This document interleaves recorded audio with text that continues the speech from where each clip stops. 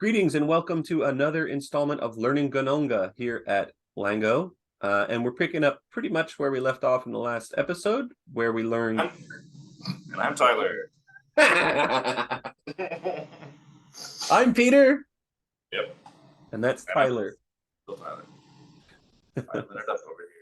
There's several episodes now where I just get talking all hard and Tyler says, and I'm Tyler. And for me, it's really funny. I really enjoy that.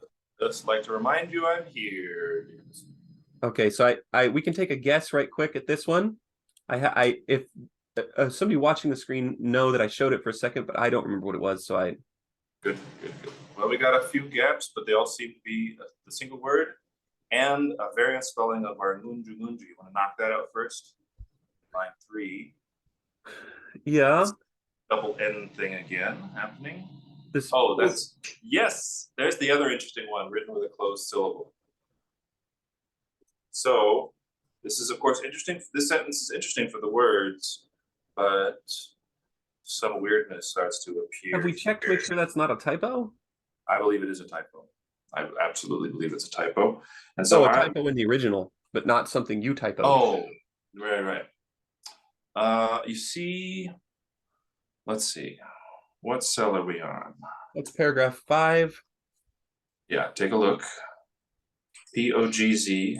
What I usually do is when something comes up that looks like a mistake, I'll add it as a comment to that. So how shall we proceed? Shall we kick out our view that it's strictly open syllables, CBCB? For sure, it's open syllables. That part. I mean, you know, if you're listening to this, you might say ngunju contains codas. It does phonetically, but we mean phonemically. It's not going to have a phonemic representation like this. So as far as ngunju, we can make this a spelling variant. That's pretty easy. It is, yeah. It's a good thing to know how to do. You're going to get... I'm going to need a special character there. Not everyone in the world is a perfect speller, it turns out. Mistakes get made. We could just correct it, but Peter and I, we like to be... Why is that not showing up? We just want to be real clear about what the original has and what we've done differently, what we've added. If you were doing this on your own and that's frustrating, you don't have to. I often don't in my own work, but as for the spelling variation, I'd like to make a little point on this that it's good for global use of a language for there to be a convention in spelling. Okay. Right. I agree.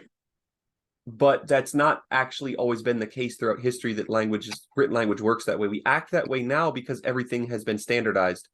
But even if you look at, like, I remember being in history class or something and looking at letters from World War II or Civil War time, and the spellings were extremely different, and one person might spell things differently in the same letter.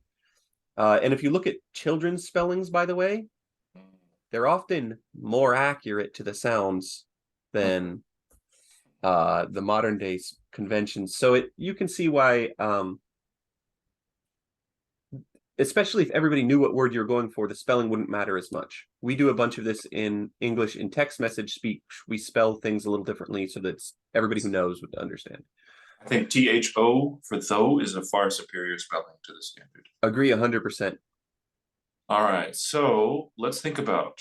I would spell it DHO though, personally. That though.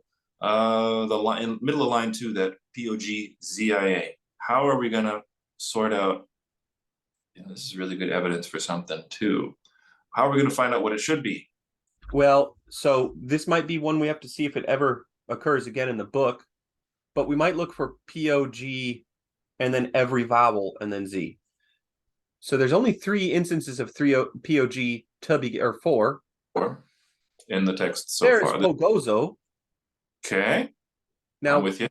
We're going to have to spoil the translations in order to take a better guess there. Well, let's just look for the word form. There's Pogozia. Exactly. This is paragraph 8. So that's 3. It should be the same text. That's 3 paragraphs down from where we are now.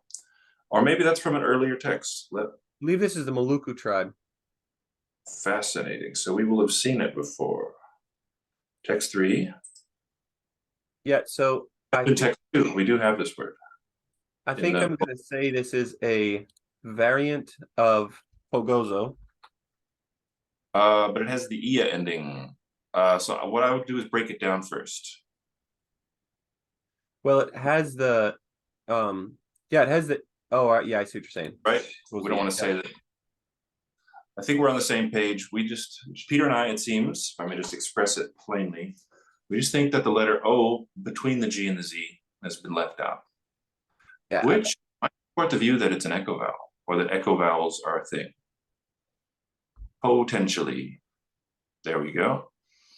And you want to specify which variant, I suppose. I'm going to call this a spelling variant. That's a good thing to call it. It's very pogs.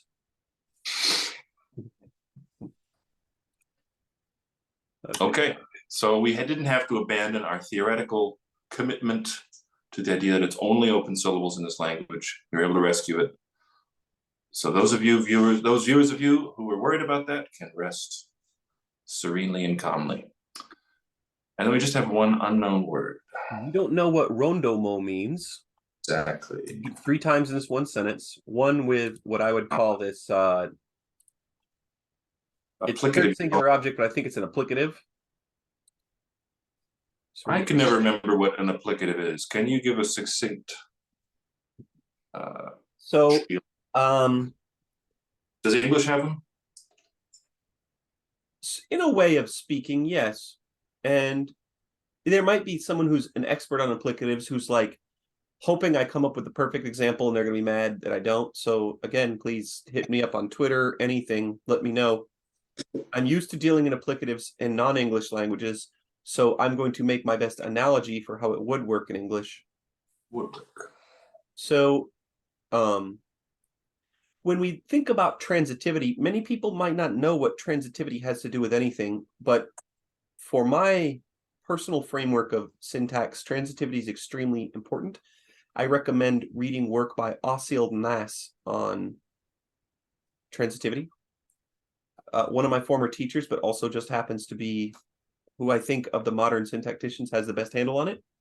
In any case, you can get sentences that wouldn't it be wild if I told you there was basically only 3 types of sentences in the world? That is wild, bro. Yeah, it seems like there's a lot more. And if you get down to nuances, there are, but the 3 basic types are intransitive, transitive, and ditransitive. We have a blog post called Eat, Kick, Bite on transitivity on LanGo. You can check out the website and our blog. We have a blog post about it. We explain it in depth. But to put it simply, an intransitive sentence has 1 core argument. A core argument is something not optional. We're going to say typically doesn't have a preposition. Noun phrase, to use the familiar. Yes, it's a noun phrase. So in the dog runs, the dog is a core argument, and the whole sentence is intransitive. Right. It describes an event. There's 1 participant, and that's the dog. Intransitive. Right. And if it was transitive, we'd get something like the dog eats an apple. I don't know why I picked apple, but in any case, an apple would be the object, right? How about the horse outruns the dog?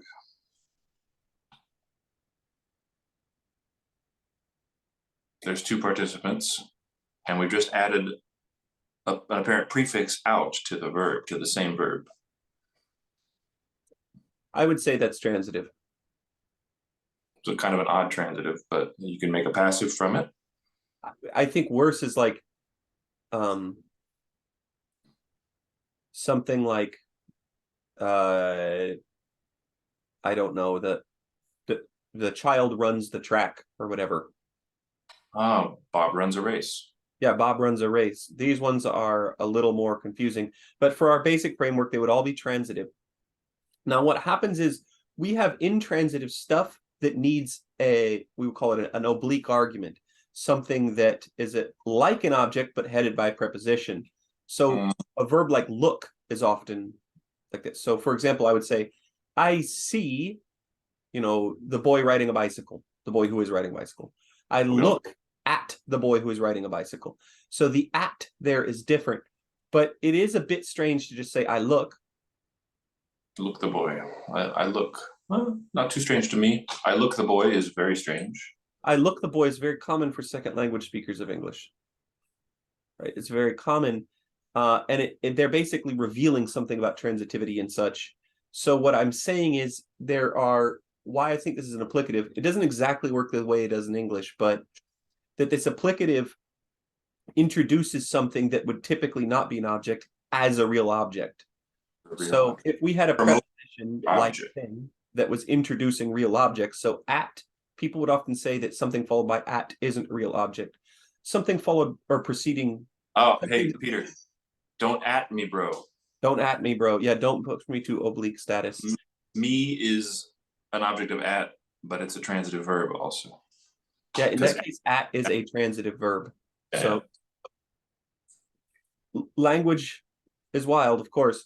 So, okay, what was I trying to say a second ago? All right, so the question, and then I derailed you. I'm the worst. The preposition in English that works more like a dative, I spoiled it, more like a applicative in English would be the dative-ish to type stuff. So I give a ball to Bill. To is kind of like, we call it a bit applicative-ish there. If we wanted a real ditransitive, it would be, I give Bill a ball. Mm-hmm. Right. I give a ball to Bill. You can test if these two versions of the sentence are different. We're not going to get into it, but I recommend you look into Pozetsky's alternative structure hypothesis. We'll pull the paper up right quick if we can find it. Well, we're getting down a rabbit hole. Let's not spend too much more time on applicative. I spelled Pozetsky's name wrong. I'm the worst.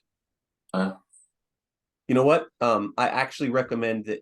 I spelled it. How did I get that? Oh, because I regularized. Yeah.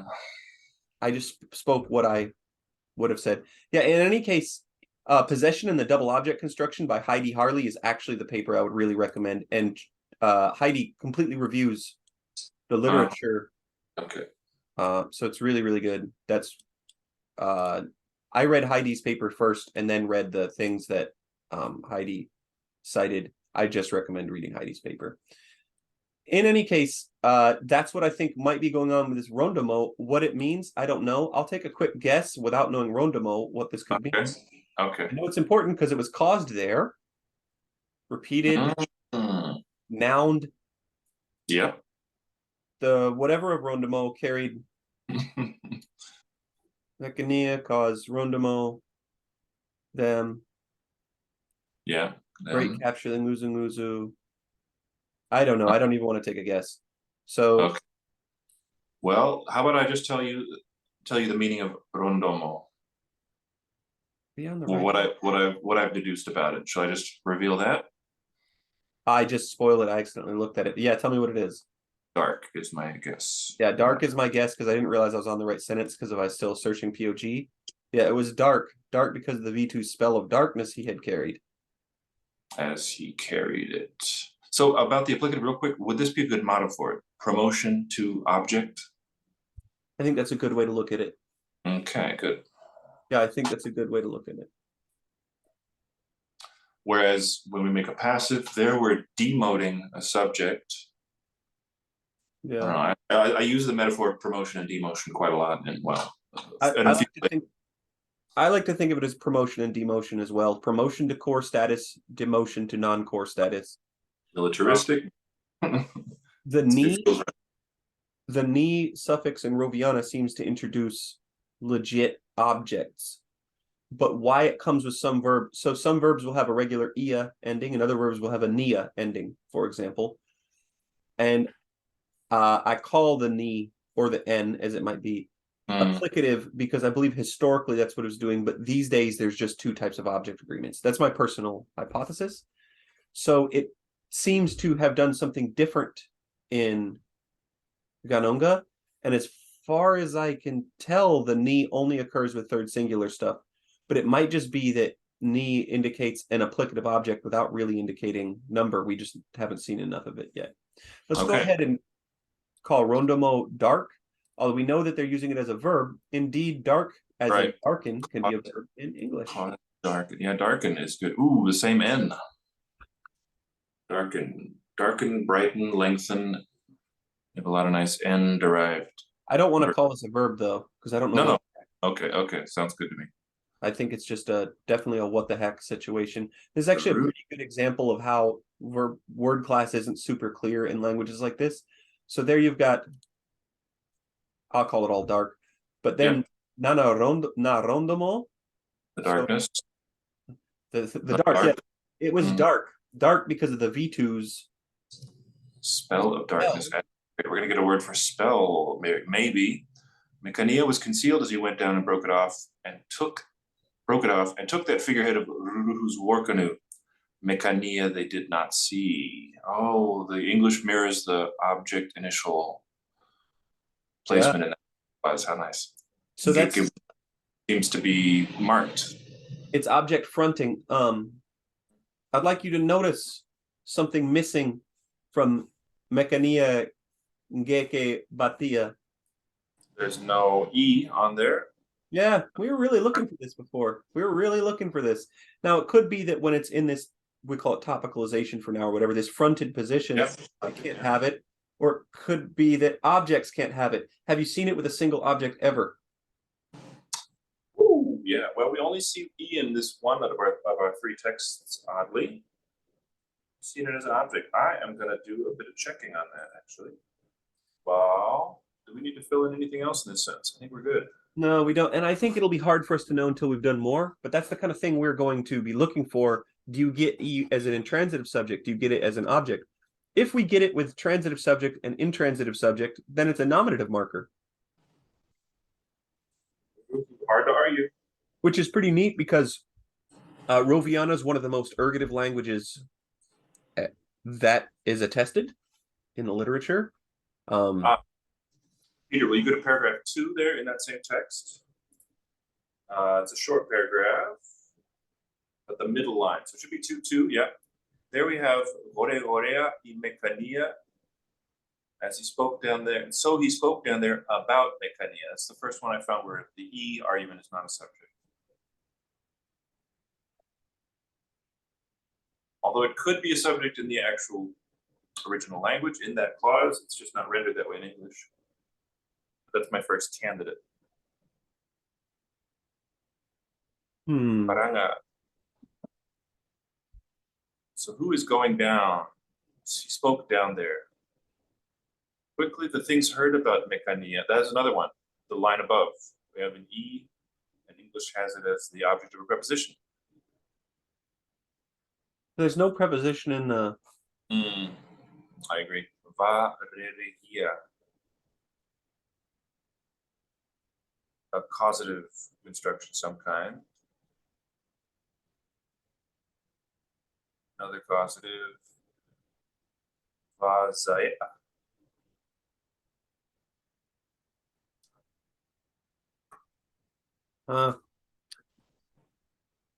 We get E. Could be that it's so. It could be E is used. No, I'm gonna abandon that since we don't have a preposition. It's a mystery for now. We can spend some time on it, or continue. Yeah, let's move on because we don't really understand why we're getting this about business, and there could be other reasons. We're not getting paranga with any sort of object agreement, and here we get a similar thing. Paranga I ruruhu, and E is the intransitive subject, presumably. So no, we don't really know yet what it's doing or why it appears sometimes and not other times. I think a good skill to have or to develop for this kind of work. Of course, to do it at all, you have to be really, really curious and have the drive to learn and the joy when you figure something out. But a really important skill is to be able to be intrigued by something, but then just set it aside. Maybe we won't think about it again for weeks, but it'll still be there. It is a survival skill in this sort of. Can't get hung up on everything that draws your attention. Well, and the other thing is, you're going to be constantly in a state of not really so it's literally just noticing the things that you should notice. Meaning, I'm not saying the thing itself. Hey, I should be noticing where this E goes. That's enough, and you got to move on, or else you're going to drive yourself crazy. if we go back, we can see there's lots of words we still haven't given guesses for and stuff, and Yep, that's life. it's the only way to do it. You do need to have, I think, a perfectionist streak to do this kind of thing, because you're going to spend lots and lots of hours on it. But you also have to have that ability to just decide to stop at some points. Well, I think it's actually part of the perfectionism from a certain way that you have to decide you'd rather not know than put the wrong answer. Yeah. Because Honesty. I have definitely seen it where people have filled in everything and made everything look good, but riddled with errors. I've seen it in first person. A single participant action, a single participant event. I know it was true because it was me. So let's take a look at the next sentence. Gone, embark, stand. Wow, what a great serial verb construction. Certainly. There, when they were done standing there, then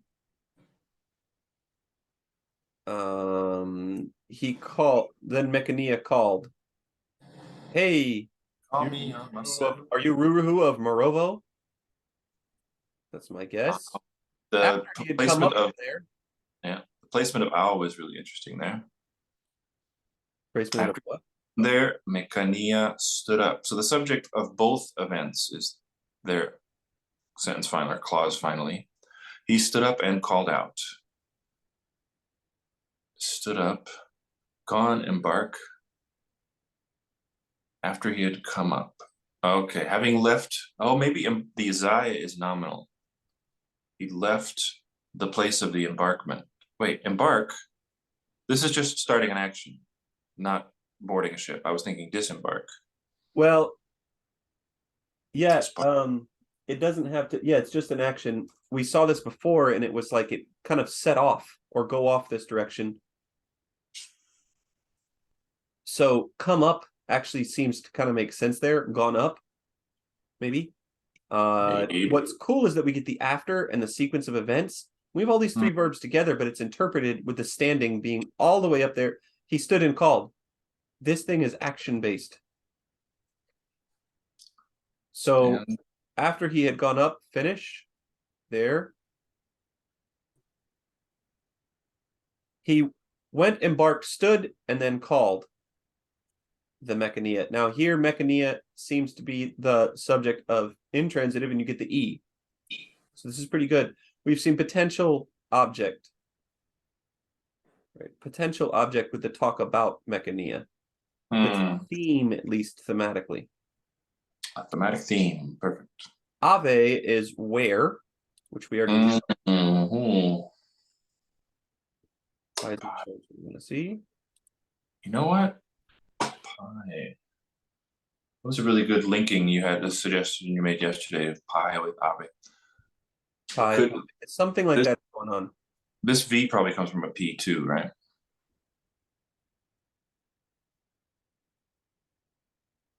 So you could have distillation.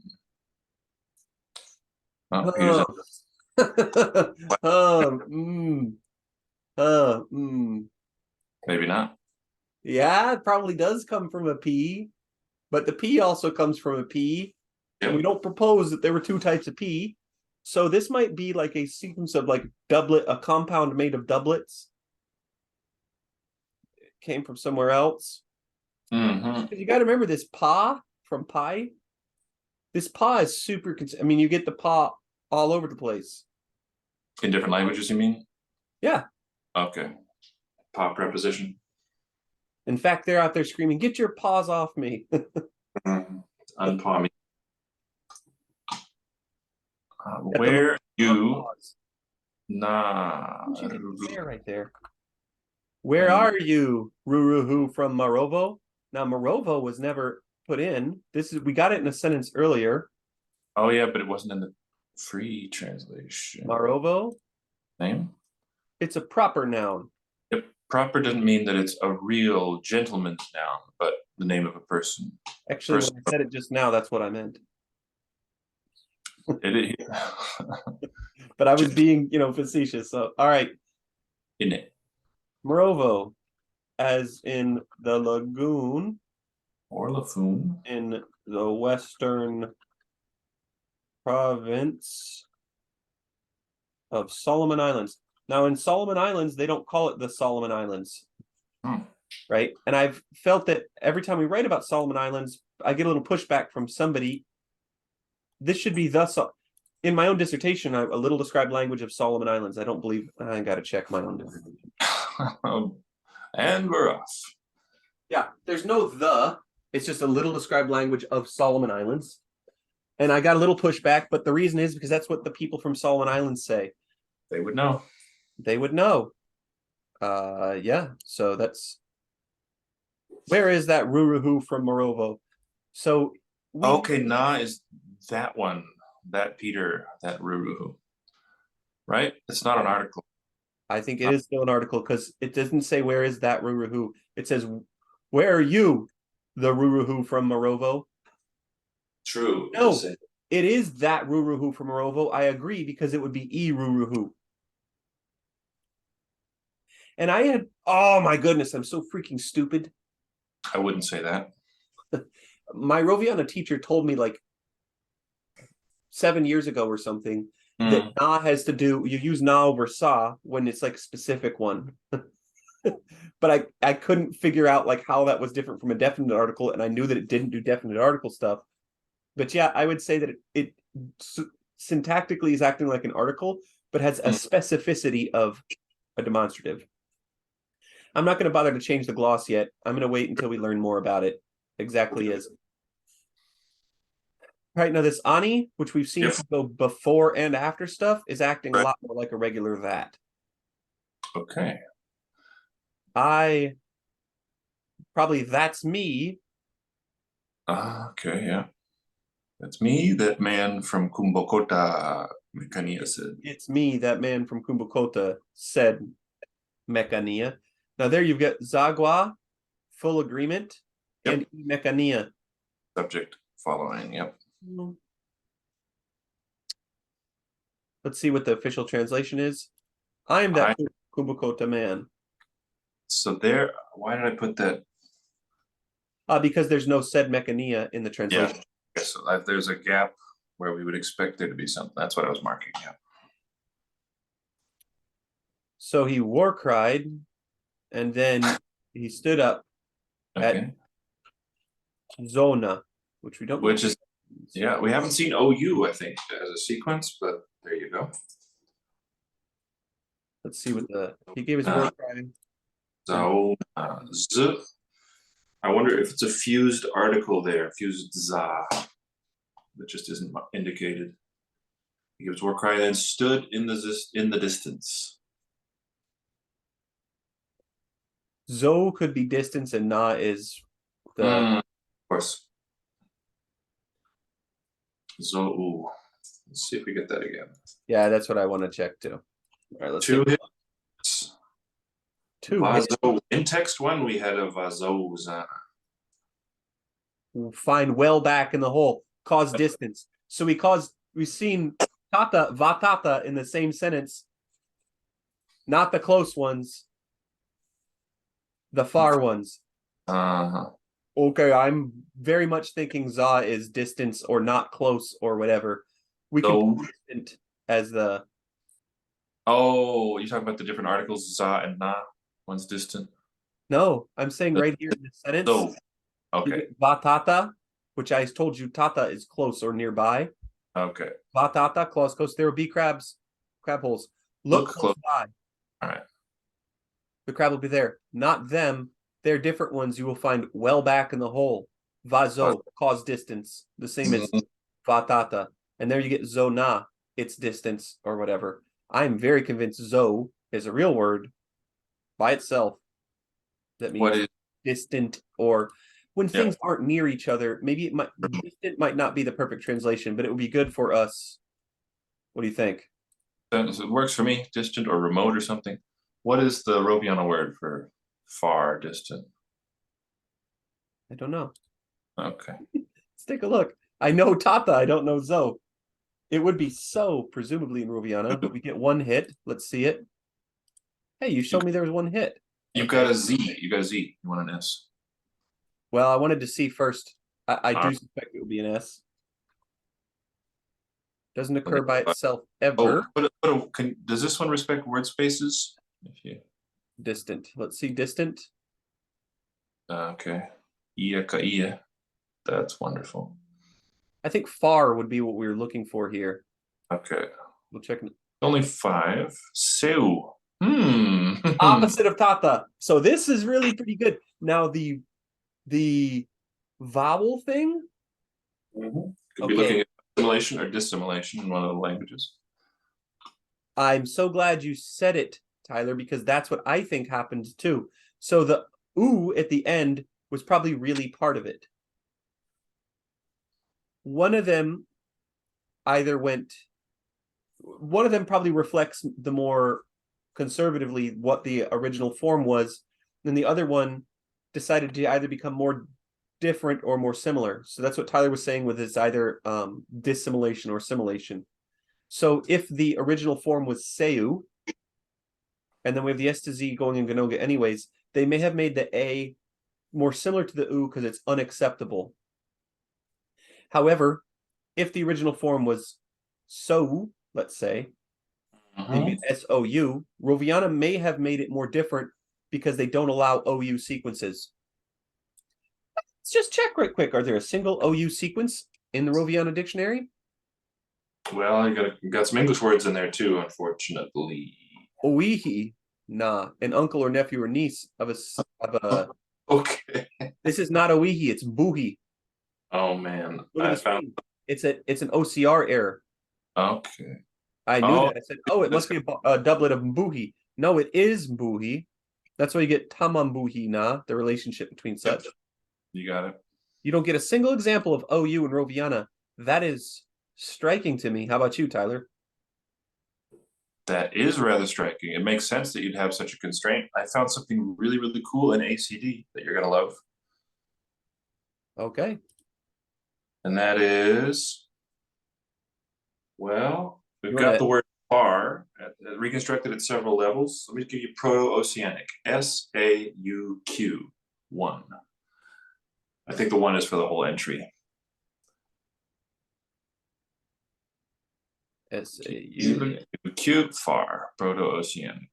Keep going down, SAUQ. Gloss uncertain, cool. I think that's our etymon.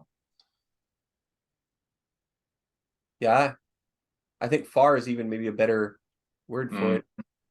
Look at that. Looks like that final Q has been lost in most of them. Zout. So this is another thing about this SZ correspondence, is that it's pretty wild that it started off as a Z, then became an S, then went back to a Z. These things happen. It does happen. Clearly, because that is what happened. Now, one thing that always kind of confuses me is why the Q, the U, that's a presumably uvular stop, why that's reconstructed in these words when not a single one of them, there's no witness containing it. Well, I recall Dr. Alex Smith's wonderful talk that you shared a few weeks ago, where he does that kind of subtle detective work. Certain known changes, a segment will disappear, and so its absence in the living language is evidence that it was there in the proto language. These things happen too. But the absence of a thing points to its having existed. All right, so Lunga is the other language on the same island as Ghanongga. And Simbo is very, very close. So it became Seu in Roviana. It must have been a dissimilation. And I guess that, well, in both languages, you've got a raising of the ow diphthong or sequence. Not in Simbo. Simbo is geographically between Roviana and Ghanongga. Whew. What a puzzle. But I do feel great about our word now, although I think I'm going to change it from distant to far. How about that? We get to see how that's done. You just control click in that purple, takes you here, and all you got to do is change that. And I'm going to go ahead and put Far, distant. Remote. I'm going to say retention of POC SAUQ. Q. Kind of cool to have any sort of historical notes in there. At a certain point, we're going to want to go through and probably write our own. Yeah, let me just point out retention is taking a bold step. It does seem to reflect that, but is it native or was it borrowed? We have no way of knowing just yet. Yeah, we don't know for sure yet. Yeah, we Retention changes what line up as far as we know, but well, yeah, and that would actually the raising idea works pretty well. That they didn't want to go a difference from low to high back. We see low to high front is fine, as we get I all over the place. So they raised, and that raised to whatever mid vowel is fine. And so it became more like it in Simbo, and more like it in Ghanongga, didn't have the raising in Simbo, and less like it in Roviana because of other reasons. Okay, let's go back to our zona. Zone. The far zone. It's what it made me think of Portuguese zona. Meaning region or zone or what? Zone, but they, we could use zone in the same way in English, but we don't. So like Zona Sul in Rio de Janeiro is the south side of the city. So they wouldn't say like West End, they'd say West Zone. I got you. Okay. You know what the root of the word zone is?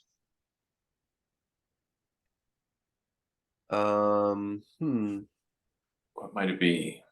It's something that didn't refer to geography originally. It's a metaphorical extension. I don't know. The belt. Or girdle. Belt or girdle in Greek. All right, I'm not going to guess this next one because I accidentally spoiled it. Andoni Zui. Now here we get a Zui that seems to be, that's the wrong place. You got it. Oh wait, what about 6'5", young man? We have 6'4". That's not a thing. Made it even worse somehow. I think that this Zui that we see here is a variant of Ziu.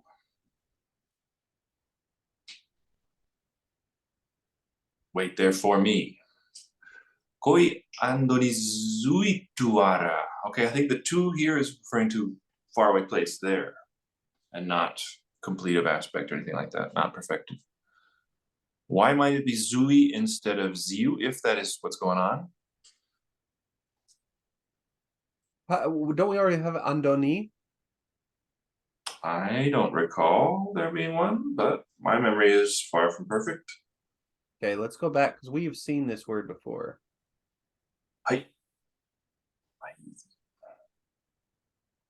We didn't do that many sentences that we should.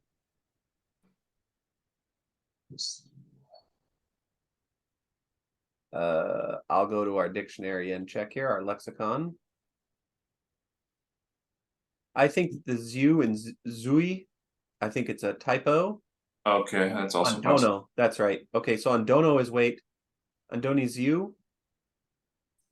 We get a different vowel insertion. So the real thing is Andon is the root, obviously. So this Andoni is a variant of Andono. This is an actual allomorph, though. And what's really going on is that Andon is the root, and you get different types of vowel insertion. Is it an applicative, perhaps? Me. My only thought there is that why wouldn't it be Andononi? And I don't think also got a ZU on there. And we've never ever seen ni with another with something with another suffix following. Yeah. Now, we've seen ziu and never zui. Now I'm sympathetic to the view that it's a typo, but it does occur 3 times. Yeah, so what I was going to say is that it might be that if E is the vowel preceding Z, that you get a metathesis. So what I want to check is for Zui, we get it 3 times. What are the other ones? Selani Zui, okay. Zui, and I can't see Zui. That. So let's see how many times we get Ziu. If we ever get Ziu with the same speaker. We do get it with the speaker.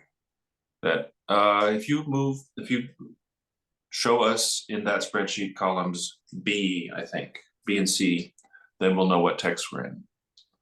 You don't even need to do that. You just need to just hit the left cursor button 2 times. There you go. That'll do it. Yeah, so this one we get Text 3, that's where we are. Nananizu. This one looks like an applicative. This one actually looks like they have an applicative there, which we've never seen applicative combined with anything before. So this one we can't totally trust. Visu. There it has an E. Let me give you an alternate view. Maybe UI and IU are just different spellings for something like a high front rounded vowel. Because English lacks a letter for that. If the language had what I mean is the sound U, for those of you who don't know what I'm talking about. There's not a Roman letter that's just that. I mean, Y will do it for some languages, does it in the IPA. But maybe this scribe wasn't aware of that and decided, well, it's got features of E, features of U. Maybe they were really intuitive. And the order of them doesn't matter. Just when they're both present, it's an U. I think it's a little bit more out there. Seems less likely to me, but worth considering. It's very much worth considering. Or some other vowel like that, something with features of E and U that is neither. And so English has done this a lot in its history, where we have a peculiar flavor of vowel that none of the basic 5 vowel letters seems fit for, just combined 2. Irish does something like that, it seems to me, and other languages do that too. Shall we call this an allomorph or I would call it an allomorph, but it might literally be the same underlying form, and it might just be a spelling mistake. Right. The fact that it's there 3 times makes me less inclined to see it, but it could be. One could make us the same mistake 3 times. I think it's an allomorph. Or I think our best analysis here is that it's an allomorph. I'm inclined to agree. Gosh, wait. Our best analysis within Flex, even if that's not what we think, it separates it from. We've been using spelling error for things we're pretty sure are actual spelling errors. This one we really don't know, and it very much could be an allomorph.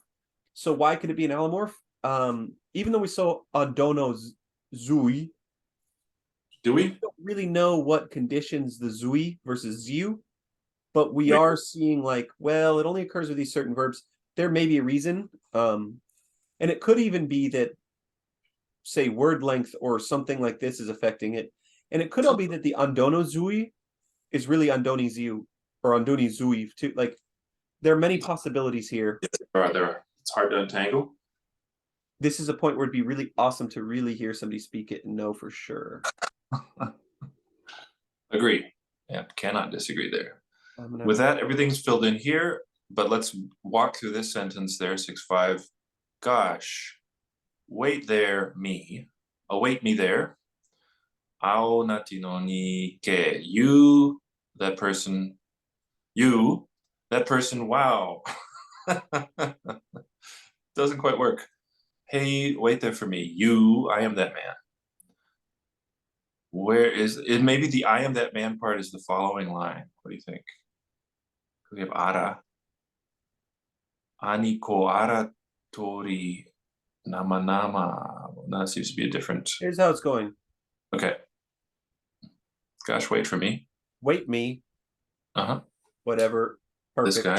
Or whatever it is. Wait me. You. So it should be, because it's imperative. So oftentimes the subject is dropped. The subject is not dropped. And if you think about English imperatives, you would say, like, let's say, I'm talking about, we'll use a generic name. This is hard. Sam, I guess. Okay. You could say, Sam, wait for me. Or wait for me, Sam. Which one would you say? Probably the second. Yeah, probably most people would. I think that's just all that's going on here. Okay. The owl is there. Yeah, the owl is literally still the intended subject of the imperative. Maybe a comma after owl would straighten it out. I think the comma is there because of prosodic reasons. And so it's a convention in English, the way we use the commas, as we're indicating syntactic clause stuff usually. But in this case, they're indicating, we also use it to indicate prosody in English. So I think Not that's why the comma is going there is prosodic reasons. I okay. don't do ara ow or whatever. I'm doing Mm, a bad job, but you would get my idea there. not What's interesting is that we have K, Proto-Oceanic K, reflected as K, reflected as gamma, and reflected as 0. Oh, letter K. Okay, phoneme K, and a 0. Right. Well, I mean, Right, that's a really absolutely. So logical pathway of lenition. wait for me, you man. This wow stuff, Mhm. I think that it just doesn't make sense because of maybe your and my shared culture here in North Texas. But I can think of words in Portuguese that sound like this and words not sound like work like this and words in Hawaiian English that work a bit like this too. So like in Hawaiian English, you can say like ho, like kind of in places like it doesn't necessarily have meaning, but it adds pragmatic and prosodic information. So Okay. it's like I'm not going to do Hawaiian English. People will roast me Mm. mercilessly. Even for your privately, I'll do it for your amusement. If you're from want to hear my bad version and laugh at me, shoot me an email. We'll have a Zoom chat. Yeah, There's no yeah. need for me to put that on the internet forever. I do understand the prosody works. I understand that my attempt at it would be hilarious to a, hopefully hilarious and not offensive to a native speaker. But There's you no put reason to record this for all time. You're probably a wise man. well, the Portuguese one I'm thinking of is "ó," and they do this in Rio de Janeiro, and they'll be like "ó" at the beginning of the sentence, "ó" at the end, and I don't even Interesting. know what it means. Some of the guys who train jujitsu here will come and teach a seminar, and they'll include it in their English, like Mm. put the hand here, "ó," "ó," he goes here, So Wow. we've got it Hard to as train "wow," but we just don't have something that works like this in in our speech. Texas English. So It's it, worth it noting for what's those that? of you I just want to say it's worth noting for those of you getting into linguistics and thinking about it, that when we think of a word, like your prototypical word is going to be a noun or a verb, maybe an adjective that has a meaning. It refers to something or event you can point to in the world, but certainly not all things that we vocalize are like that. Some things are really hard to assign any meaning or function to. All right. So since I've already spoiled it there, it's on the screen. I'm just going to add this one in without guessing. Gosh The darn it. next sentence is, "Gee, I'm already waiting, ready for you. So come here if you want to make something of it."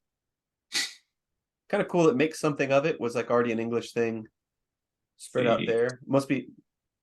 We've got "cole" as "exist" before, correct? Yes, the very first sentence of our very first text. And we have "gu" as "say" or "as." Or, yeah.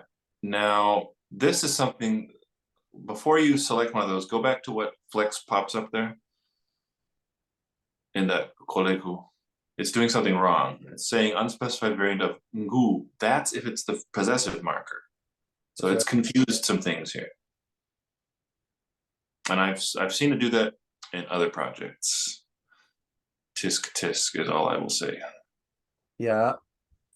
It's got all three in here, Get confused. but I think what's happening is our gloss for the unspecified variant of "gu" is still giving us "say" because of probably what we first did. But the second purple line is what's wrong. This ngu has nothing to do with ngu. I agree with you, and I think that what happened is that so here you can see we've got three entries, and it should be for singular possessive, but we've allowed it at some point to think that it's all right. Let's look back at it and see if we can figure out what kind of "gu" it is, and then we'll select it and fix everything. Sounds good. Nama nama. Hey, I'm already waiting for you. Ready for you. Do you think "kolengu" is "my waiting"? Kolengu. Oh, you know what? You know what I like about that? We get two hu in that sequence, but we haven't seen hu tu, so that would point to it being a ngu. Could be a spell. It could be a transcription error.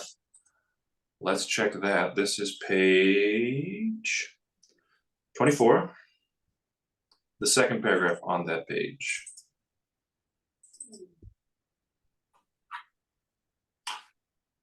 Once it loads. Oh no. My Not an error on your part. It is "kolegu," And I wonder sometimes if I have shown you that I've seen online several times in Roviana, people from certain, depending on their spelling precision and whatever, that people will sometimes interchangeably use Q and G. And my impression is that it's always really the pre-nasalized voice velar fricative, the what we should be spelling with a Q. It might be that these things are underspecified in that position, and it just doesn't matter. Like it might be that people really are just saying any sort of G or voice velar fricative there, and it doesn't matter because it can't be both. Could it be, Peter, that the prenasalization of these segments is more audible at the front of the vocal tract, M's and N's, rather than the velars? Does that, you have experience hearing these? Does that sound plausible to you?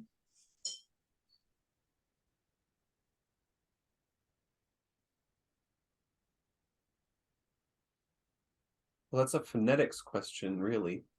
I suppose so. What I have in mind is if your language has implosives, you can expect it to have a labial, maybe a dental one, but you won't get a velar. Oftentimes you won't, yeah, because it's harder to make implosives with that short distance. Certain gaps like that are predictable. What I see with the prenasalized stops is the prenasalization is more clear interval. Word medially, gotcha. Yeah, so this one should be pretty clear, and I don't think it's. You have a lot of word initial distinctions that are pretty firm, so it makes me think. Yeah, I don't know. I don't know exactly. I am tempted to say though that this is actually the. I like that analysis. I kind of just reflexively rejected that one, but I like it the best of all the goose that we know. It's the best. We've seen this speaker particularly use what I'm calling nominalization strategy a lot. So like this is my waiting. But this one's existing. My waiting, yeah. Here yeah, exists. Exist, but I told you already about this kind of connection between stop, stay, exist. Right? I believe they come from the same root, our words in English. Let me check that. What do you check? Whether our English words stop and stay are related. Oh yeah, they might. Yeah, they are ST. Oh, maybe not. No, it doesn't look like it. Well, in any case, I think that is what's going on here. Is that like, we don't do it exactly this way in any way in American English. Chillin' was as close as I could get. Oh, you left me here chilling. What are you doing? Just chilling. Oh, I've been chilling in Denton for 10 years. So like you could use it for waiting, living, other things. But so I'm tempted to leave it with that one for now until we see more. I'm already ready for you, so come on here if you want to make something. Yeah, we read that. Now, nama is one that's what kind of word will it be? Is it going to be a verb? Ready for it might be the ready part. And we have another palatal nasal, which is a rare one in Nyoro. So I'm gone ready. I'm already ready. Gone. I'm done ready. Yeah. I believe nama is ready. Let's see if we can find any evidence to back this up from Roviana. Let's see what nama is. Look, nama is a hit. To prepare to get ready. Irresistible.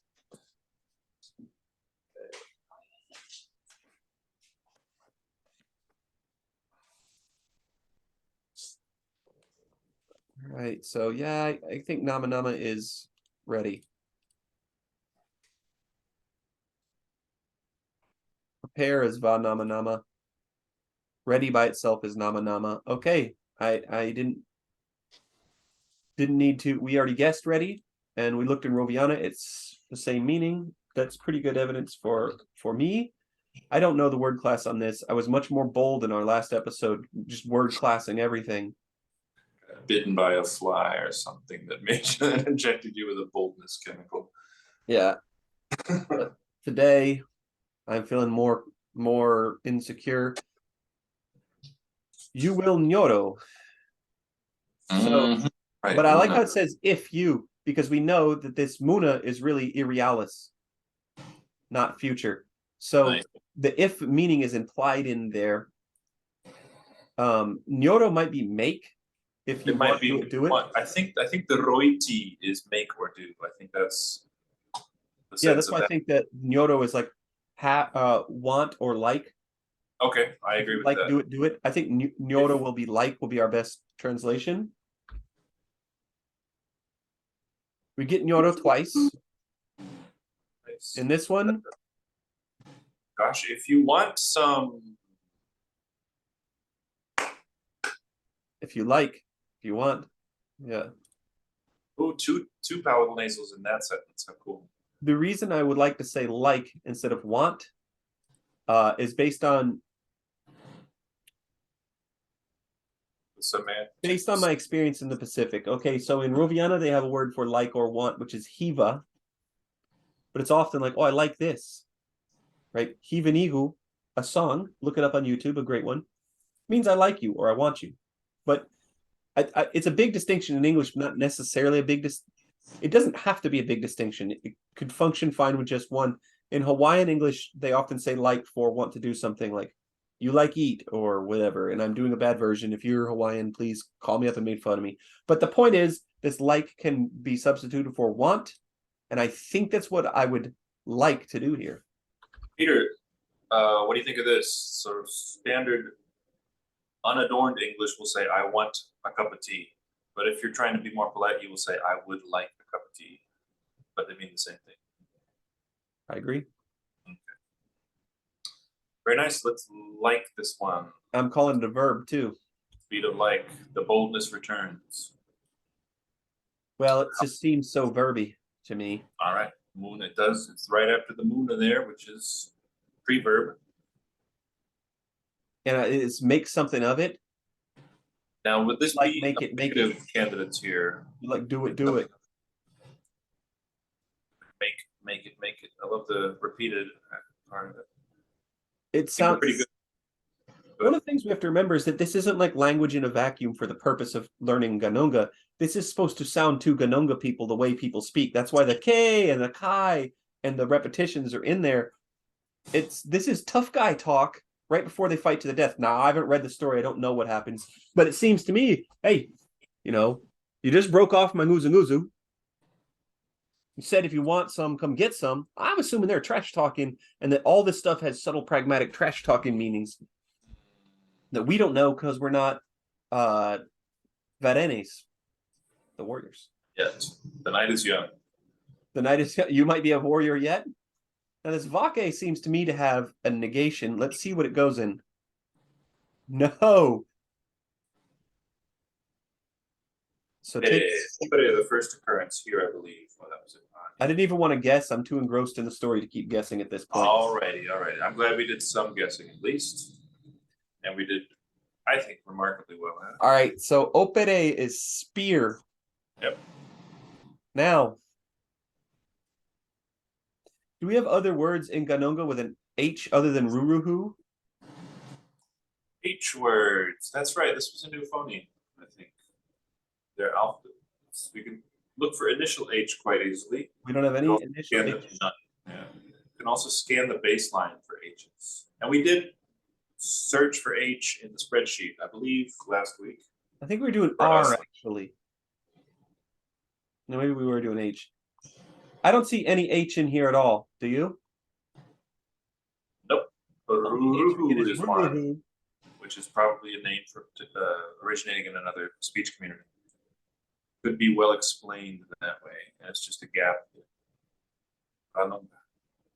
Let's look for the Roviana word for spear right quick, shall we? I have no objection. What do you think it's going to be based on my... A little experiment, right? So we've got... In Ghanongga, what do you think it'll be in Roviana? I don't know of any correspondences that would be different. Okay, of course, that's where you're going. Opere is what the page has. We've got a beautiful H-to-0 correspondence. Let me look for Proto-Oceanic. Yes. We're looking for H. That's not good. No. You know what? Let me look for PMPH. We would expect it to have a schwa because the source of POC schwa was in PMP, or the source of Proto-Oceanic O comes from schwa at P. Well, and I'm assuming the H didn't come from something, which it very well might have. True, things do. Okay. So if I really want to check it, I need to, and I think that H went to 0. What I really need to do is check the finder list. Look right, I'm looking at it right now, which must be riveting for our viewers that are looking at screens. The closest match we've got is a Western Malayo-Polynesian reconstruction, Sarapang. We might have seen a metathesis happen. Final Engma drop. The very last item under spear is the one I'm talking about. That seems the best candidate of these, if I had to pick one. I don't like it at all. Okay. I think a sub would come to a z in likely, right, in our language. A lot of things would have to happen, and since it's Western Malayo-Polynesian for the listener is largely rejected by the world's leading Austronesianist. That's Dr. Alex Smith, who's a personal friend of both of us, so it's fun to call him Dr. Smith instead of just Alex. And I never tire of it. What's that? I never tire of it. Yeah, me either.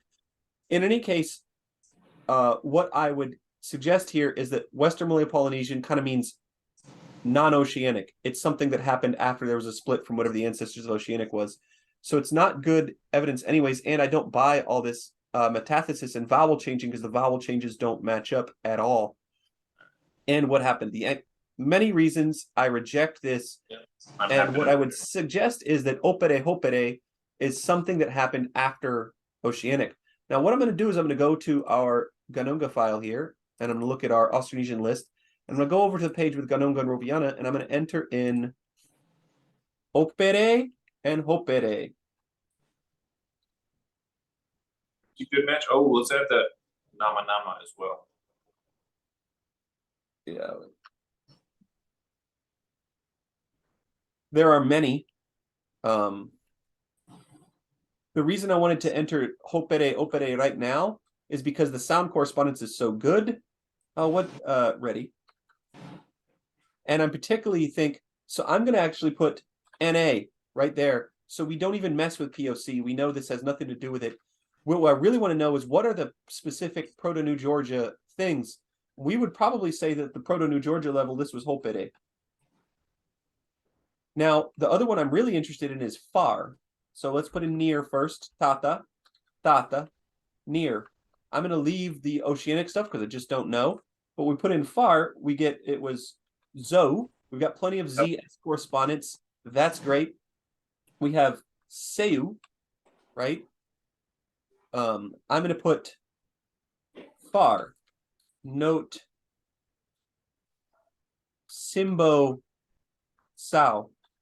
We're going to go ahead and put this as POC star SAUQ.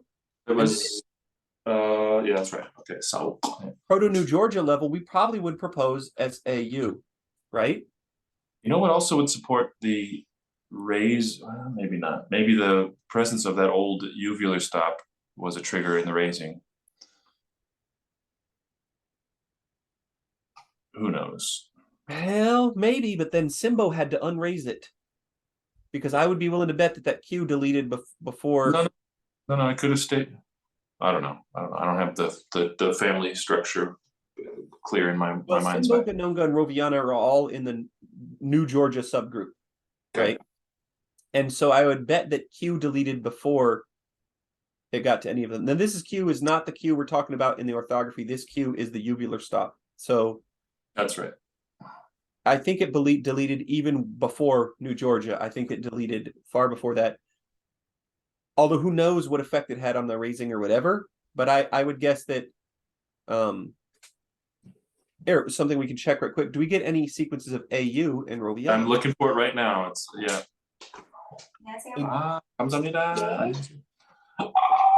Well, we get ow, of course, for the first singular pronoun. We get it. We don't get it though at all in what we don't. You know, this is interesting is that we get ow all the time as its own thing here. But I typically don't get that when I actually record Roviana. Interesting. I will be right back in 2 shakes of a lamb's tail. No worries, I'll just keep looking. So we only get ow ever in the pronoun. So it might be that it was only kept there and it was deleted everywhere else. So anyways, we can't reconstruct all our proto forms yet, for sure. But we're going to keep putting interesting stuff when we go in. We've got a lot more Ghanongga words, which we know are Austronesian. And we'll eventually do a historical phonology. For now, I'm just going to take the small victory of entering opere as spear. Operational. Spear, it is a noun. I'm going to actually go to the entry and mention the Roviana cognate. Well, we're assuming they're cognates. I mean, yeah. Spear. We'll say cognate candidate in order to not be too presumptuous. Potential cognate with Roviana Hokbere. Very nice. It does seem that Ghanongga dislike, maybe you just established the same thing while I was a little distracted, that Ghanongga disprefers au, a sequence or diphthong. We get it in the name Rauru, which likely also has a foreign origin. You only get au in a single word in Roviana, and it is the first person index. Now, if you're going to have diphthongs in your language, the two most likely ones, as I understand it, are au and ai. So isn't it odd that you have a gap there? Yeah. Well, not if it shifted, then it would explain the gap perfectly. Well, and I think that with this Roviana thing, if we went and looked for EU, I just want to see it. Is it in any? Mauru. Leoleumbu. So you're getting EU Seonai. Seonai means like long time no. Seonai hola in a story is long time no see. So I should have known Seo was the root for far. Far. Okay. Distant of time. Yeah. So long time. You only get it in now. There you get it in Geusu. So what we would do is we'd look for these EU sequences and we'd see if we could track any of them back to reconstructions for Proto-Oceanic AU and see if this is a consistent thing. I'm betting it is. And the tree species is a pretty good. The problem is, how much do we know about the pre-species? Not some of them are going to be in the Lexicon of Proto-Oceanic series of books, which is more extensive than the ACD, but I only have 3 of 5 of them. So, you know, if it's in one of the volumes I don't have, then we won't know. I did find one cool hit for au in Ghanongga, and that is in the word for tomorrow, it seems. Uka uka mana. Uka uka seems duplicated. Yeah, that's not an old type sequence though, which probably Sao was not Sao. It was probably a diphthongy type thing. Agree. Are we able to guess anything here? Tambata. We've got to get throw. Oh, you're right, yeah. Vakevani. So vake. Taking a spear. Capture then that spear. Mekania. Okay, no preverb indexing the subject in that one. And it seems pretty ergative to me, the taking a spear. Well, yeah. Well, in the English translation, mekania is the subject of through it at ruruhu, and taking a spear is almost an adverbial clause. True. Yeah, it's non-finite. But we have this ko in between there in the Ghanongga, which is the only thing that makes me think, But we don't really actually know everything that ko does, and we haven't checked how often is this occurring before verbs when there's another thing, and here it does in the next sentence. And so that's not it. Ko does seem to be some sort of linking thing too. It's between clauses. So I don't know.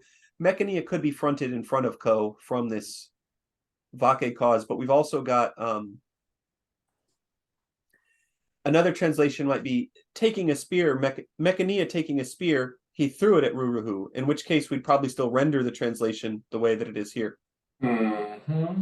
But I agree with you. It seems very ergative. There's object agreement. There's a clear object. But now we have seen at least 2 word orders. We have seen this would be a verb object subject word order.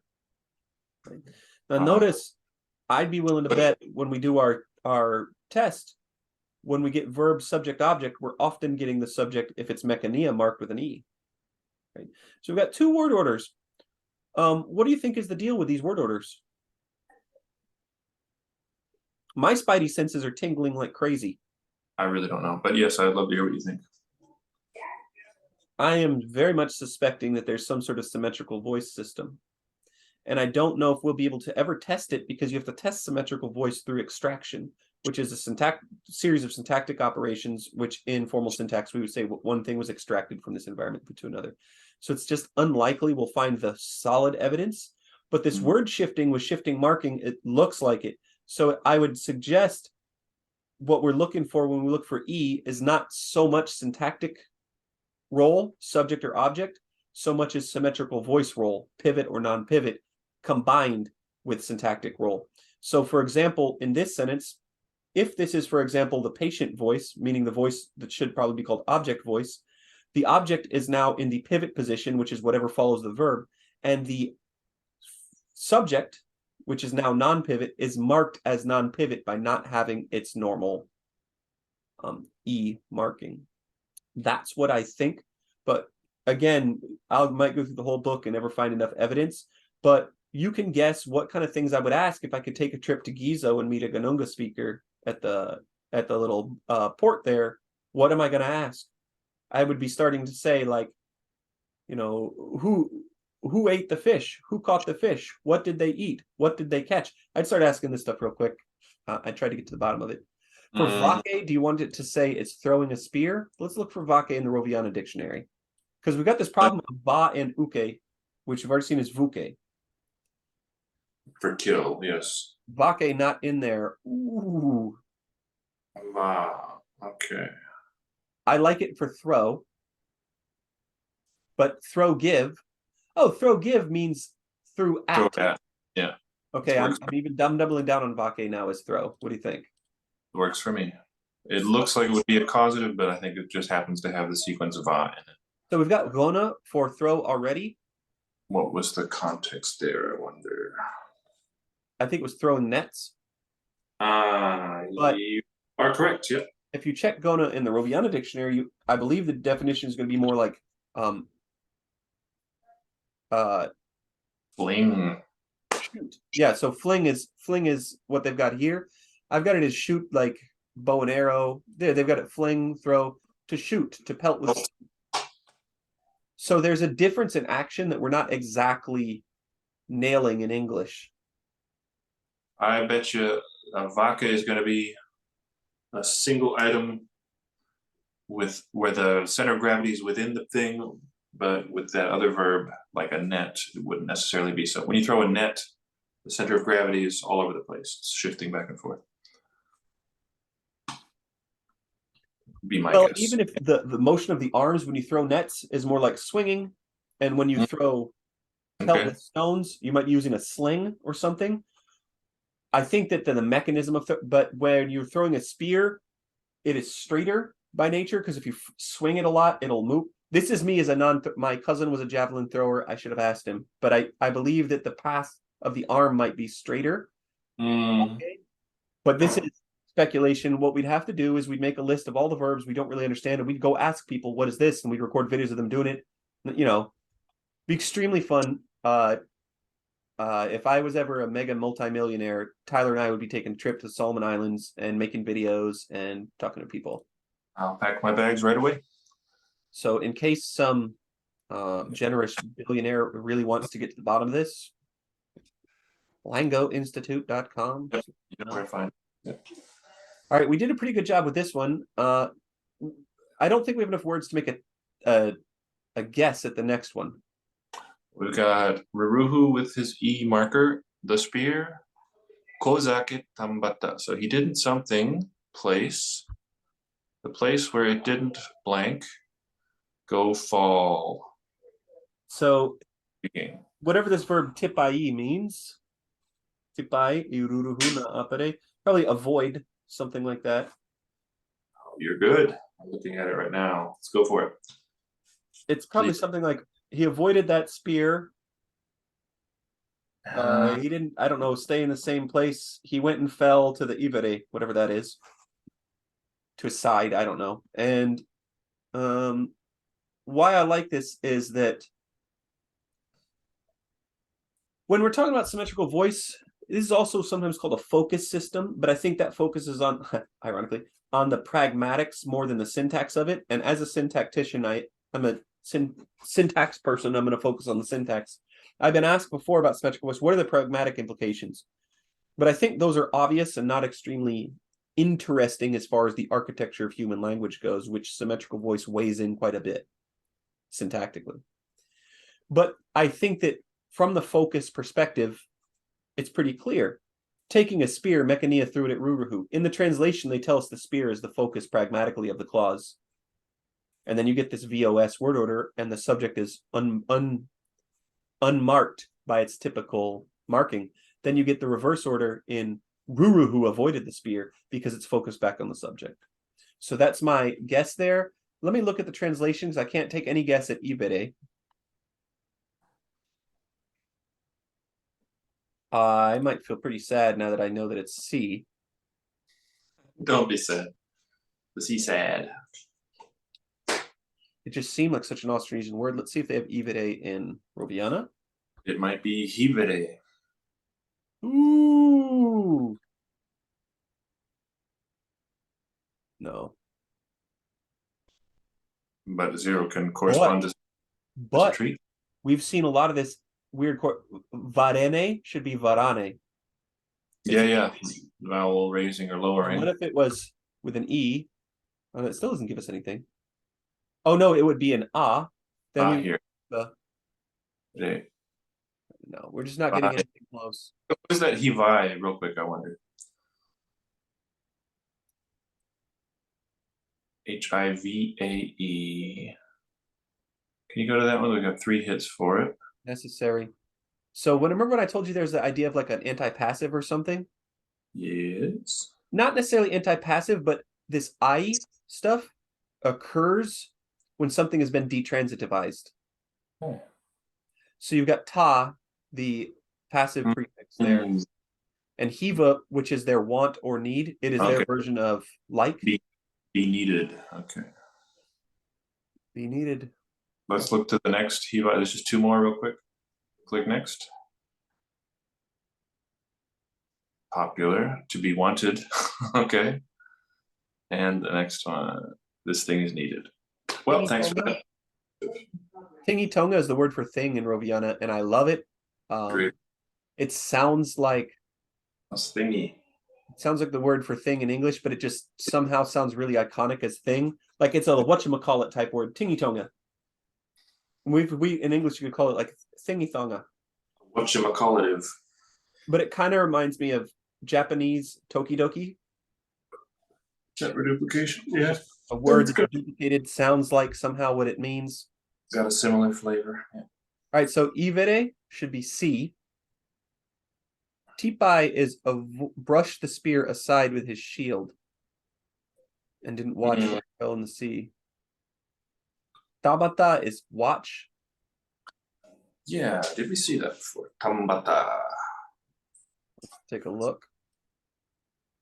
3 for TABA. We will see it again. Yeah, for this. This is a sort of repeated sequence of things. So it might be something observe or just like behold, to be perceive, something like that. It's translated as watch 3 times. I'm down to call it watch for now. All right. Although I think that we may need to revise that to something like observe or perceive. Let's say watch. We just need a little more evidence. There's no object agreement, so it's a neat situation here. It is, yeah, I agree. And this tipa, what I would like to do is search for tipa by itself and see if this. So Pai. No, it Yeah. never occurs without the E. Well, we have hits. Those are Right. just two. Same hits with or without the E or the I letter I. Oh, I see there. Yeah, okay. So it You doesn't are seem to right. make any Yes. difference. In fact, Pai. you get tip, you get the same. So we might as well look tipai. Deflecting the spear. Deflect. I think there's Sidestep. avoid. Avoided, sidestepped. Those are different things, but what they have in common is you're not getting hit by it.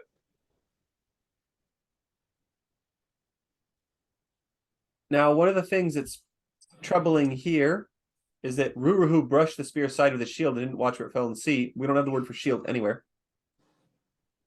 You are correct. Tipai. Why is there no object agreement?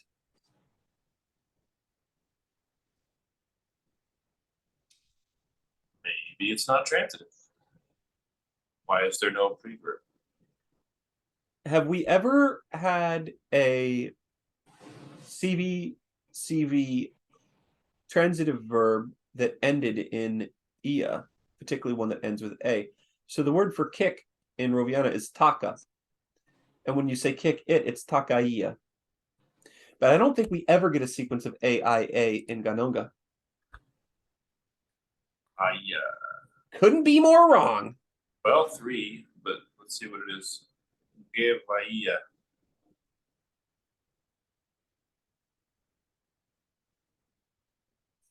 Well, in that one, the verb is vai.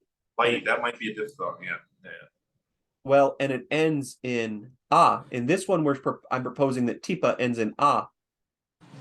And so if it had to shorten the three vowels, here in via, it is actually shortening the three vowel sequence from a four vowel sequence. Via.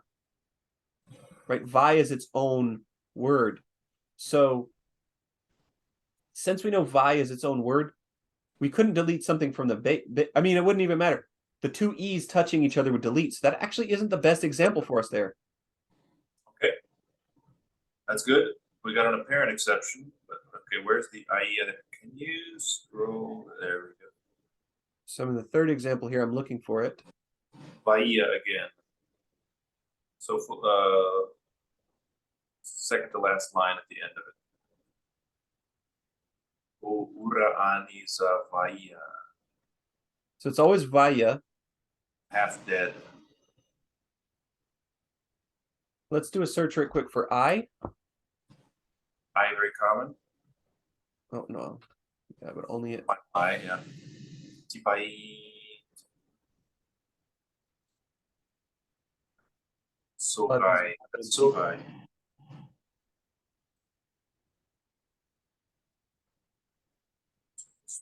Sogai.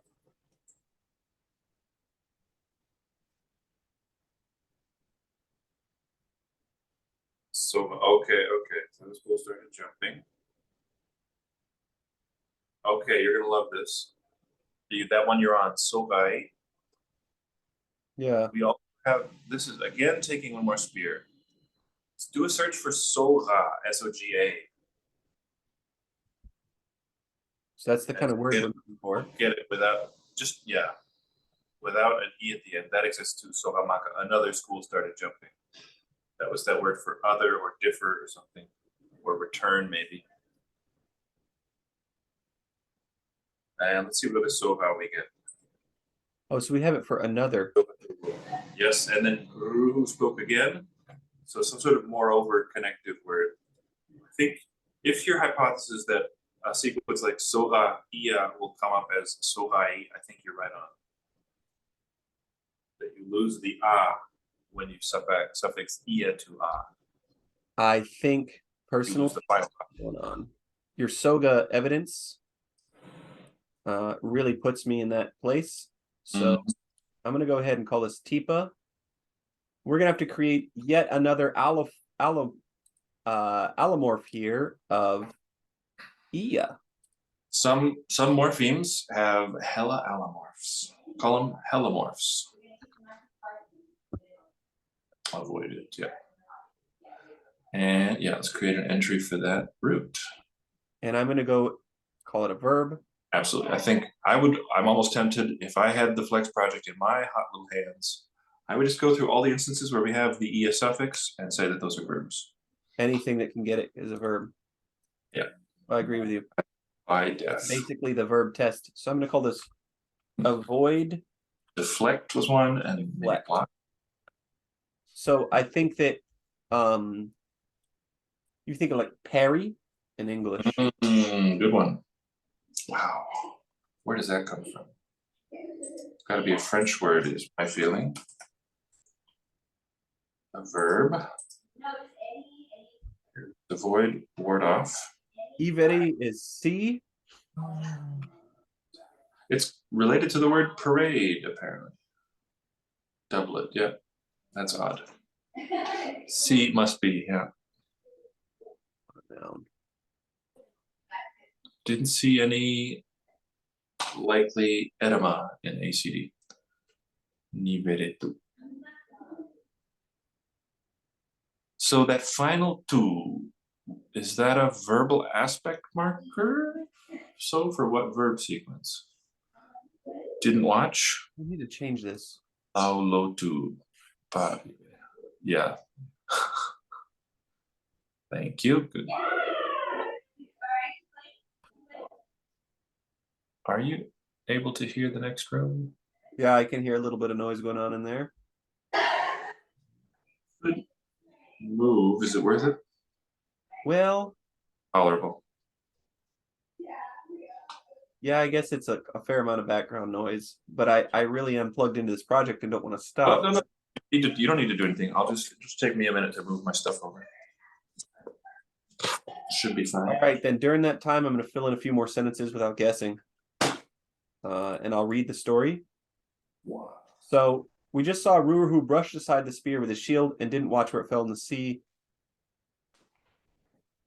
And the next one he says, and so he spoke, that Ruhr, have you finished? Now you got to think, why are they including the detail of he didn't see where it fell? I think the important detail is if somebody throws a spear at you and you see where it falls, you can throw it back. That's what I think. Now, why isn't this recognizing Beto? It should be. Why aren't you giving me Beto here? There it goes. Wait, come on now. Come on now. It gave it to me for a second.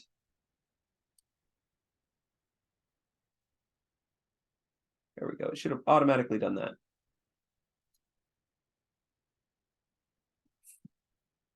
That's it. So Beto Gu is that's it. Have you finished? Finished? Like finished? And so he spoke that Ruruhu. That's it. Beto Gua. He said it.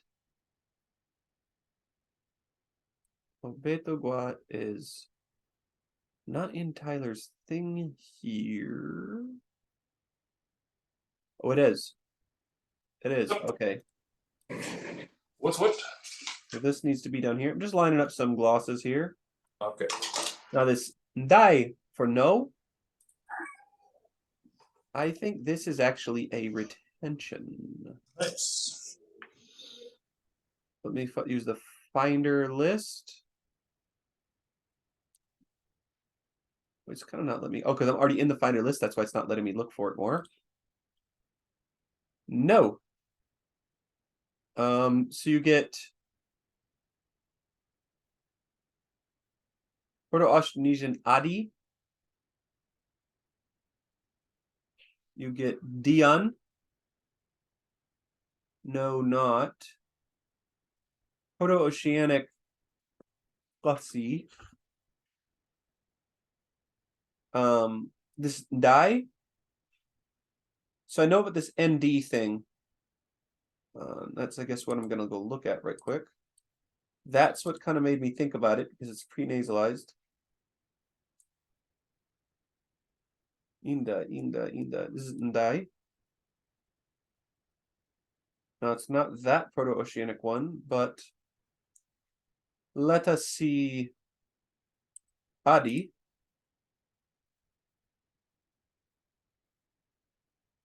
Aren't tracking any of that into Oceanic. Alrighty, that should be better. Yeah, so I'm not seeing a good reflex for no, for die, but I do think that it sure looks a lot like something like enda, inda, beyond. Beyond to die would be kind of interesting. Not what we expect, though. And it is very different than the Ruviana one. Maybe it's just coincidence. Perhaps.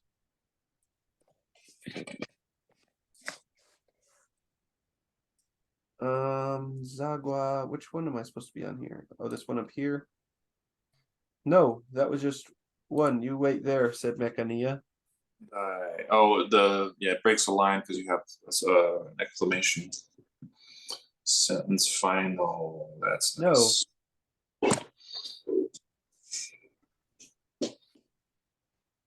That was just one. Yeah. You wait there. Wait there, you. Ani could be there. We said that already. What's Konana mean? It's going to be just. I don't know about that. Just in the sense of only one. It's literally. I think. Konana. Just. So there. Only or something like that.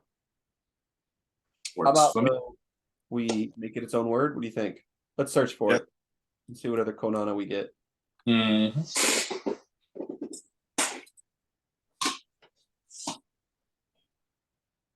Hey, one finished. We got it again with one. Maka Konana appears twice. Does it mean just one in both instances? One finished. Cool. One and that's all. Could be something like finished. It's a bit of an odd shape for a verb. I think one that's all is the best way to look at it. One that's all. That was just one. That's one that's all. One that's all, but let's go out and get more. Only, kind of something like that. Let's gloss it like that's all. I think that's a good way. Just for the word, go for it. Yeah. Ani. Doesn't find it.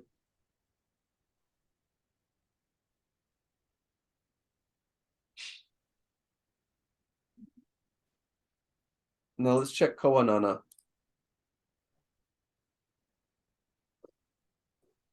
Oh, that's intriguing. He, she, it is here, is there.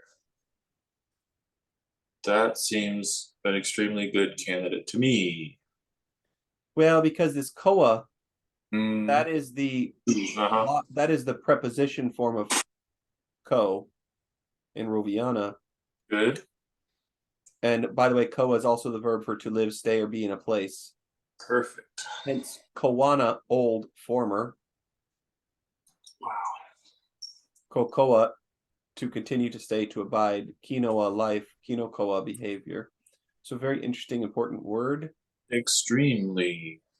Let me pose a question to you. When you look at kokoa, is it total reduplication? Does it underline the koa, or is it just CV reduplication?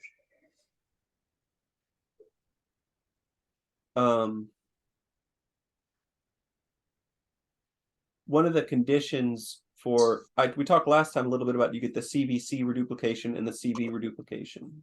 That was, I think, the very first thing you ever told me about Robia, one that I remember the best. Well, and we know now, especially looking at Ghanongga, that the CVC reduplication came from CVCV reduplication. So if that were true, we'd expect koa to be what happens. And then it's reduced to koa. However, what if they really are just pulling out in the synchronic phonology, in the modern phonology of the speakers today? What if they're really just pulling out CVC? Then you'd expect koa to be that ko is the whole thing. It's not deleting anything. There's just no more consonant. Yeah. To That's all that travels is those two segments. I have to say, I don't know. Okay. Rubiana, mysteries abound. Ghanongga also. Let's call Konana that's all for now. I agree. That's job security for us linguists. Join us. There's so much stuff to still be figured out. That's with no apostrophe. All. Would you It's like all it? folks. I almost want a folks at the end of it and Bugs Bunny. That's no, I don't really. That's all is good for me. And no apostrophe is fine? Yeah, it's fine. Okay. We're breaking all the rules in our Flex project. One that's all. Now, Ani poses a challenge. It's not a single meaningful thing. I mean, single. Ani means something like that. But we've decided to kind of leave it until the end. I think this too is about a distal place after Andono tu. Wait there. Or the Ani could be there, could be one of its meanings. Hard to pin down. I think the two is here is like, you just wait. Okay. So let's go on. Two has some, I could never fully figure it out in Roviana either. We've got a spear word there with a contracted article. Again it. I'm just going to call it again it. It makes sense to me. Better, yeah. Capture again it, Mekania, the spear, so that Savatovani threw it.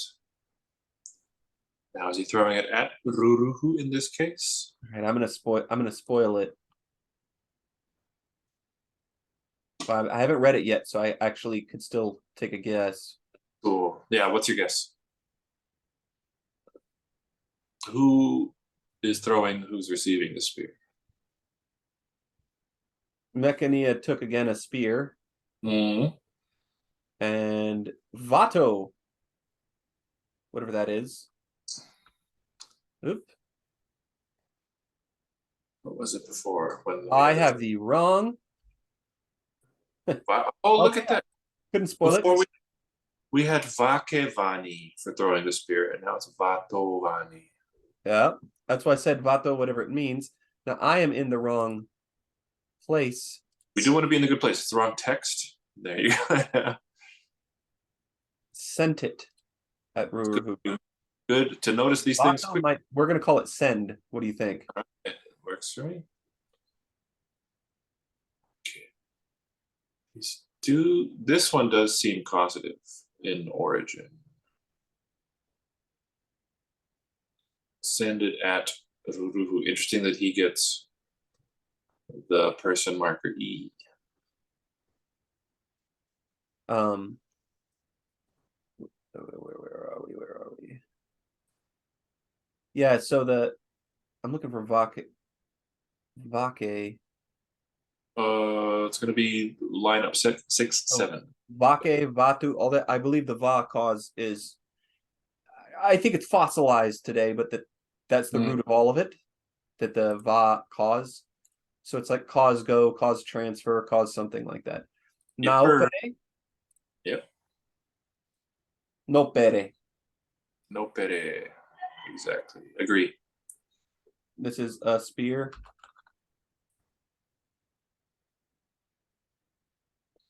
And now this is actually a pretty good example why we're calling the na an article instead of definite or indefinite, because we see it's used as took a spear, took the spear. It tells you what noun is there, yeah. Mostly that seems to be what it's doing. All right.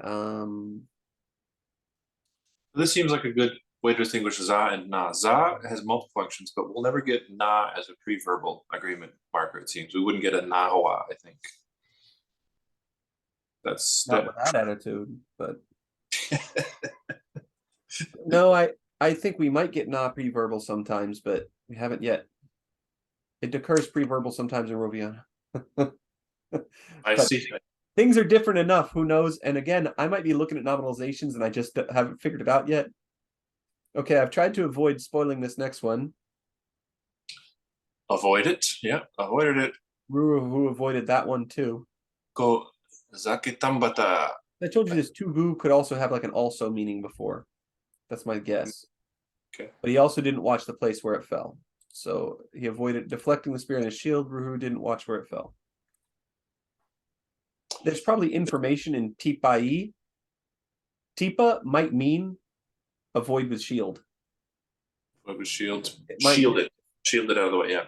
It might mean deflect or something. Or it might be just such extremely common knowledge that when you're fighting, you avoid stuff with your shield that they just, you know what I'm saying? So I don't know for sure.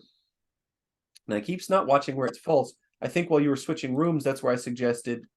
Oh yeah, I heard you start to say that the natural thing to do would be to pick up the spear and throw it back. That's my guess, right? Why do they keep including the detail about not watching where it falls? So now Ruruhu says something like, "Where are you?" Where? Ave we know means a combination of is shortened for.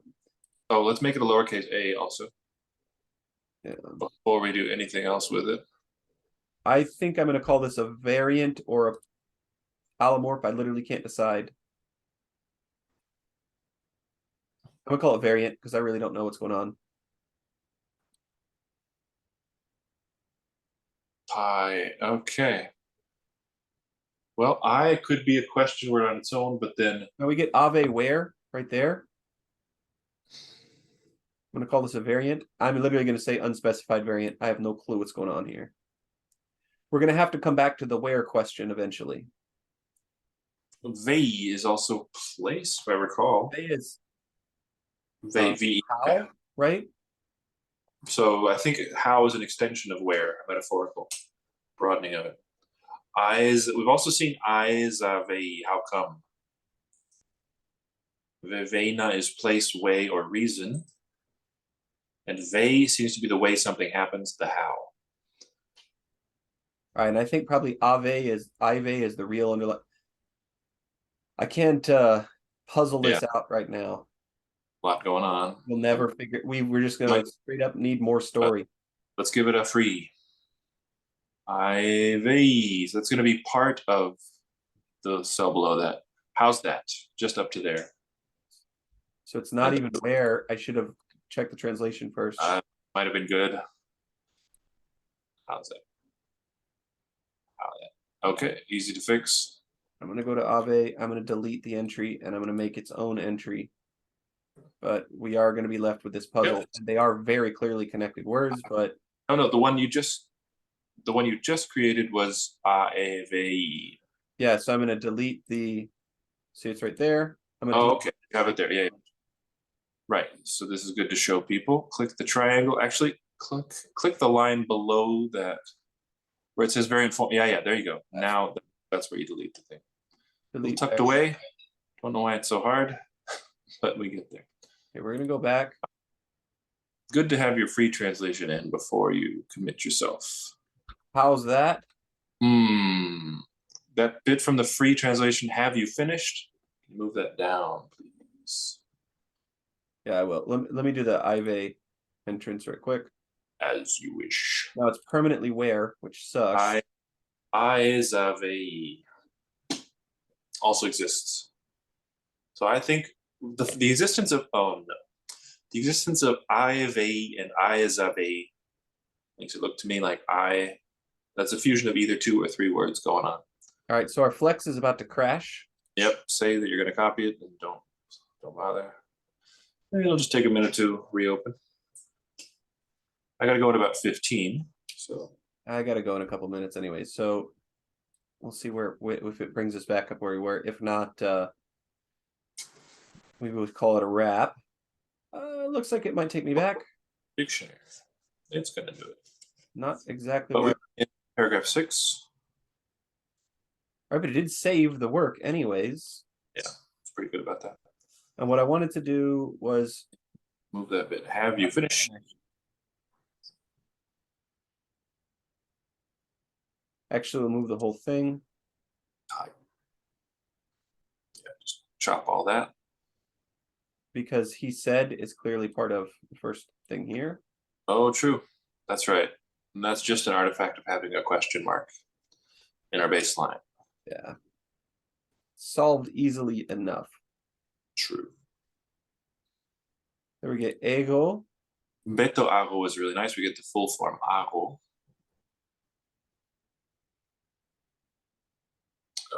So now. Why wouldn't it just tell us that? Come on now. It needed a nudge. Once you replace the E, then if you just do a space on either side of the word, it probably would have looked. Covidia this time is yours. Tamu, yours. Tamu. Two singular possessive. Very good. We've seen the Tana, etc. Don't know what to call it. I'm going to call this here, though, yours. Okay. And I already kind of saw it, so I know that it says, like, now it's your turn. Said Mechania. Ego. Is ego. Now, Koleni, we have a guess here. It existed it.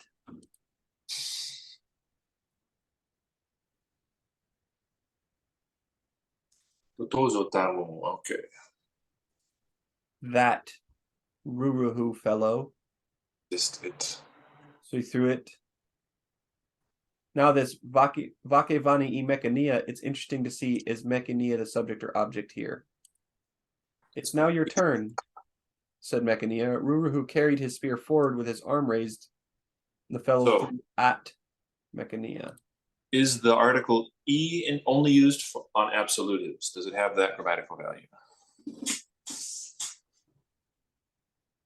No, because Okay. you've got Ruruhu carrying it forward. Carry it forward. Somehow Pogozokoleni is carry it forward. Run carries spear forward with his arm raised, and the fellow threw at Mechania. The fellow. Gokolo is there. Bakovara. Do we have the word for forward? Would that be it? That's probably it, huh? Or is that the raised arm? Where's the raised arm mentioned? Where's shields mentioned? It might be just a common fact that arms are raised when you're okay. Carrying forward a spear. Bakovara, I don't even have a really good guess. I'm going to again look in Roviana Dictionary and hope they have something. Bako. Bakovara. Variety of palm, wood used for spears. Wonderful. Spear, hopare pana. So it's another word of a barbed fighting spear. So it is not raised arm or whatever. Ruruhu here carried his spear. The spear of Ruruhu. So he carried it forward, the spear of Ruruhu, that fellow, so that he threw it to Mechania, I guess. Maybe the Vani is the directional in Mechania's the object. Subject is dropped because of Bakovara. Anyways, we're going to take it to mean another word for spear. What do you think? Yeah. Wouldn't have guessed it just working from the Ghanongga, but that parallel is too salient to ignore. Well, and it kind of makes sense because it gets the article before it, and his spear isn't actually couldn't be anything else there. This is one of the people who translated this probably struggled. Not struggled. It was a challenge to make it work in English. I think they did a very good job, by the way. I do too. And they left us lots of hints, even though they didn't mean to. It wasn't their intention. Well, maybe. I mean, yeah, who knows? That's not really written for us, most likely. Probably not the primary audience of this, but they do a lot of nice breadcrumbs. They did a very good job. Very skillful translation that they've given us. It's not necessarily related to this story, but definitely related to if you're working with documenting low resource language or anything like that.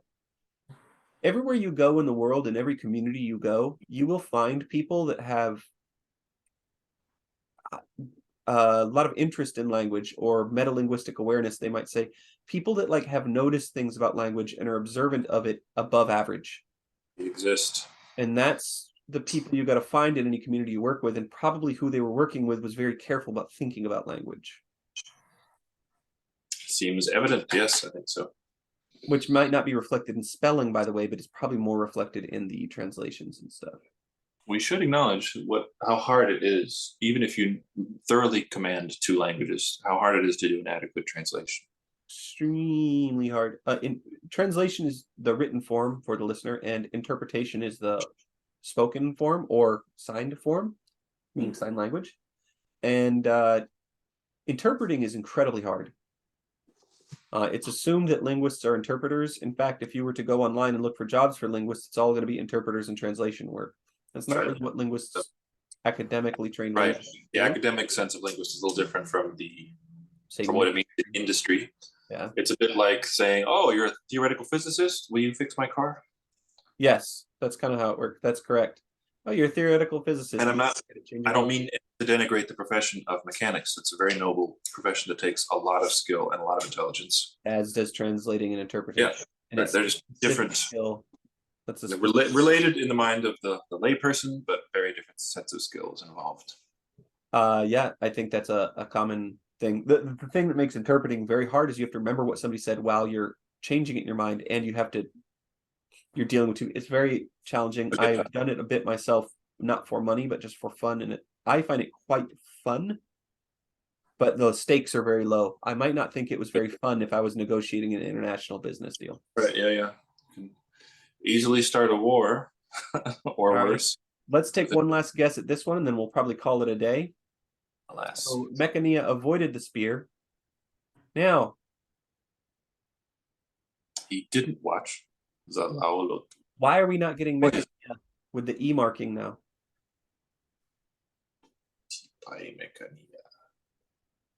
It's ergative.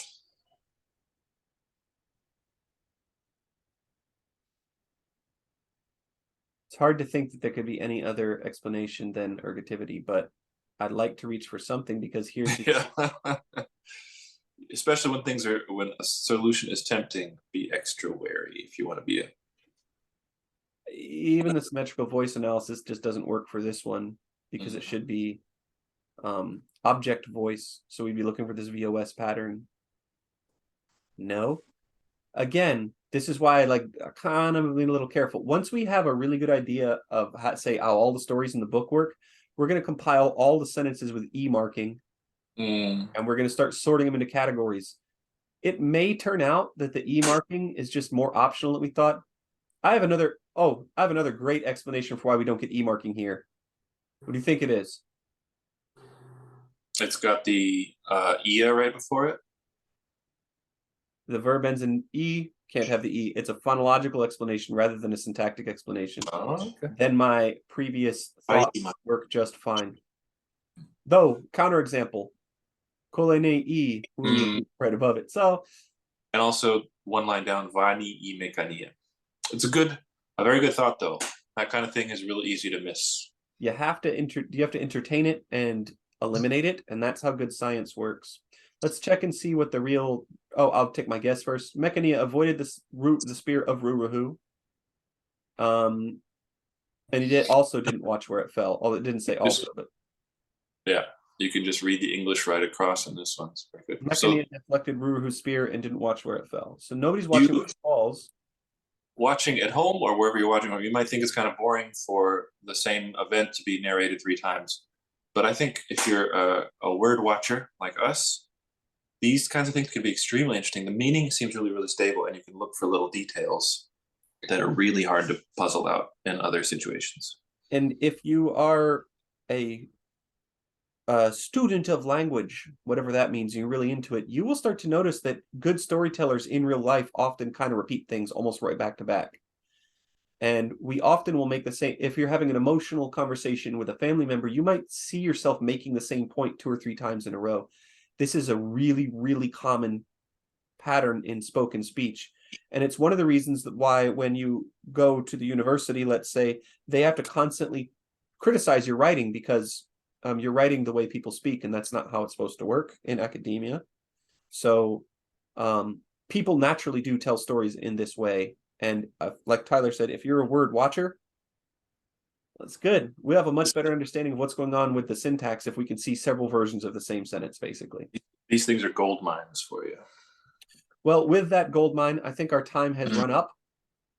Our next lessons will be soon. Alas. I look forward to more adventures, and I can't wait to find out what happens to Mechania. My feeling is that since Mechania is the Ghanongga Verene, the Ghanongga warrior, that he's going to win the story. But I haven't read the story yet, so Place your bets now, viewers. no spoilers. All right, and with that, I will see you later.